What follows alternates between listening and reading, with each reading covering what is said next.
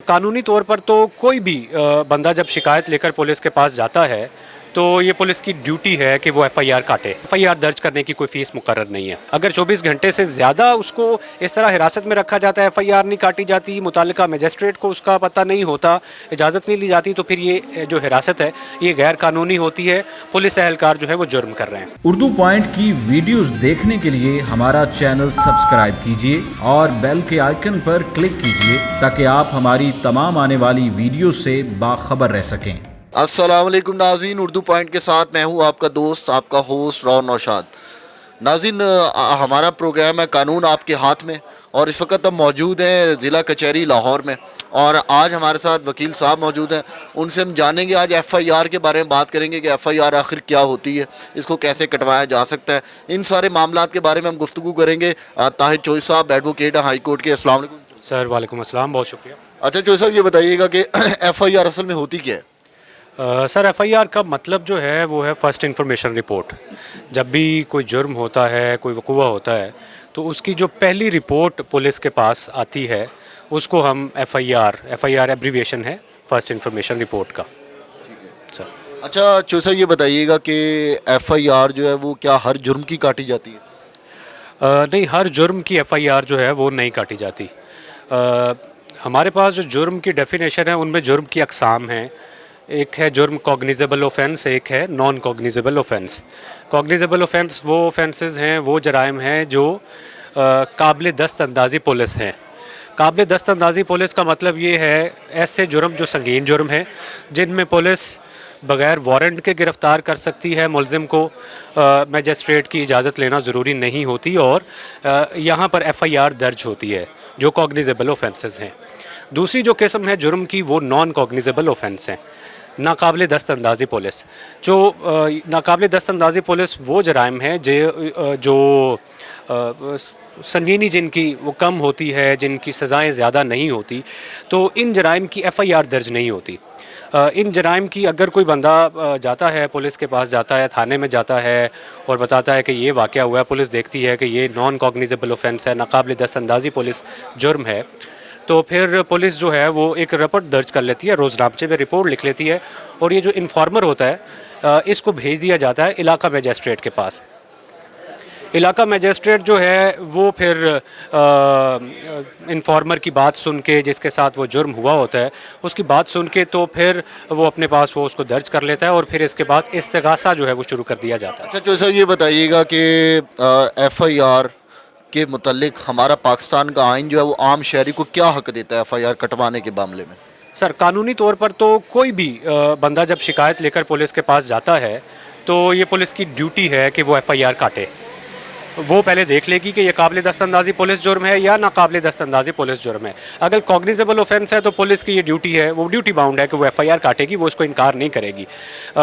वो बाद में देखा जाएगा कि इस एफ़आईआर ये झूठी है, सच्ची है, वो अदालत में साबित होगी, उसमें जो चीज़ें बयान की गई हैं, जो इल्ज़ाम लगाया गया है। लेकिन हर जो इन्फॉर्मर है, हर बंदा जो अपनी शिकायत लेकर जाता है थाने में, उसकी एफ़आईआर दर्ज करना ये पुलिस की ज़िम्मेदारी है। अच्छा चोई साहब, ये भी बताइएगा कि अब बदकिस्मती से हमारे पाकिस्तान में हमें ये देखने में आया कि कोई मज़लूम अगर दाद रसी के लिए थाने में जाता है तो उसकी जल्दी से एफ़आईआर नहीं काटी जाती। तो जो हमारे नाज़रीन सुन रहे हैं, हमें देख रहे हैं, अगर किसी के साथ ये मामला दरपेश आता है कि पुलिस एफ़आईआर नहीं काटती या पैसे डिमांड करती, उस सूरत में उन्हें क्या करना चाहिए? सबसे पहले तो ये बात जानने के लिए बहुत ज़रूरी है कि एफ़आईआर दर्ज करने की कोई फ़ीस मुकर्रर नहीं है। अगर पुलिस ऑफिशियल्स आपसे कोई पैसे तलब करते हैं तो वो गलत कर रहे हैं। इवन पुलिस ऑफिशियल्स की ये ड्यूटी है कि न सिर्फ वो एफ़आईआर काटें बल्कि उसकी जो कॉपी होती है वो भी फ्री ऑफ कॉस्ट जो इन्फॉर्मर है, जो शिकायत लेकर आया है, उसको वो प्रोवाइड करें। दूसरा, अगर आपका दूसरा जो क्वेश्चन कि अगर एफ़आईआर नहीं काटी जाती तो फिर क्या करें? फिर इसकी रेमेडीज़ जो है वो कानून आपको प्रोवाइड करता है। सबसे पहले तो आप पुलिस हायरार्की जो है उसको अप्रोच करेंगे, आप एसपी को दरख्वास्त देंगे, आप डीपीओ को दरख्वास्त दे सकते हैं, आप डीआईजी साहब को दरख्वास्त दे सकते हैं, आईजी साहब को दरख्वास्त दे सकते हैं कि मैं इस थाने में गया था, मेरी एफ़आईआर नहीं काटी गई, तो बराए मेहरबानी मुताल्लिका जो एसएचओ है उसको हिदायत की जाए कि मेरी एफ़आईआर नहीं काटी जाती। अगर यहाँ पर भी बात नहीं सुनी जाती तो फिर आपके पास अदालती फ़ोरम मौजूद है। अदालत में आप सबसे पहले आपके पास एक फ़ोरम 22A 22B ज़ाब्ता फ़ौजदारी का है। 22A 22B जो है ये जस्टिस ऑफ पीस को ये इख्तियारात देता है। जस्टिस ऑफ पीस का इख्तियारात जो है वो सेशन जज को अवेलेबल होते हैं। जस्टिस ऑफ पीस के पास ये इख्तियारात होते हैं कि जब कोई बंदा 22A 22B की दरख्वास्त लेकर आता है कि मैं जी फ़लाँ थाने में गया था, मेरी FIR नहीं काटी गई, तो आप जो है वो मुतालिका SHO को हिदायत जारी करें, मेरी बात सुनी जाए और मेरी FIR काटी जाए।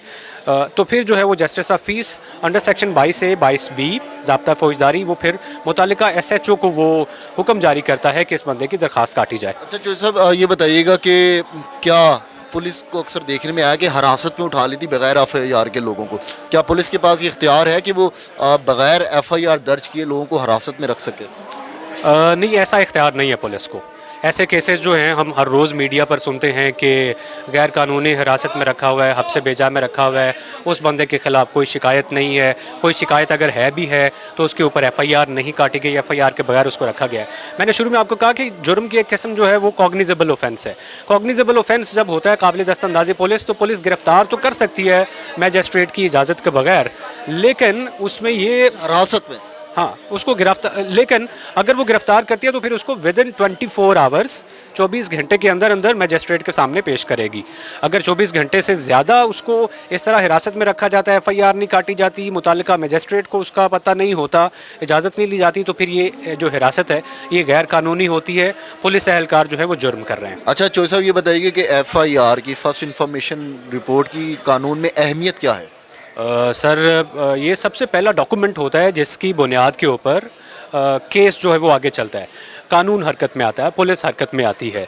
तो इसकी एविडेंशरी वैल्यू, सबूत की इसकी कोई वैल्यू एज सच बहुत ज़्यादा नहीं है अदालतों में, लेकिन कानून को हरकत में लाने के लिए FIR जो है वो कटवाना लाजमी है, अदरवाइज़ आपको वो दाद रसी नहीं होती जब तक FIR नहीं काटी जाती।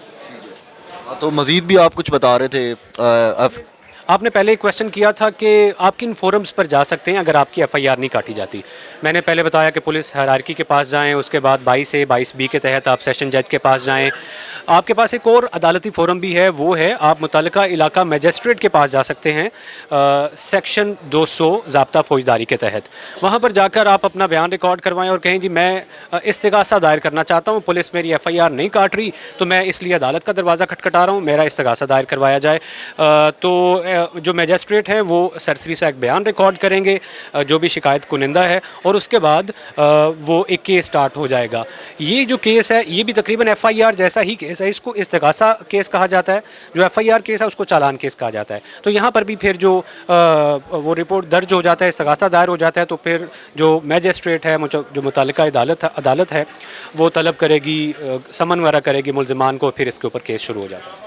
जी नाज़रीन, ये तो थी FIR के मुतल्लिक कुछ गुफ्तगू कि FIR के मुतल्लिक हमारा जो आइन है वो आम शहरी को क्या हक देता है और कैसे FIR कटवाई जा सकती है, और अगर FIR ना काटी जाए तो उन सूरत में किन फोरम्स को टच किया जा सकता है। अब तक के लिए प्रोग्राम कानून आपके हाथ में से राव नौशाद को इजाज़त दीजिए। अल्लाह ने के बाद।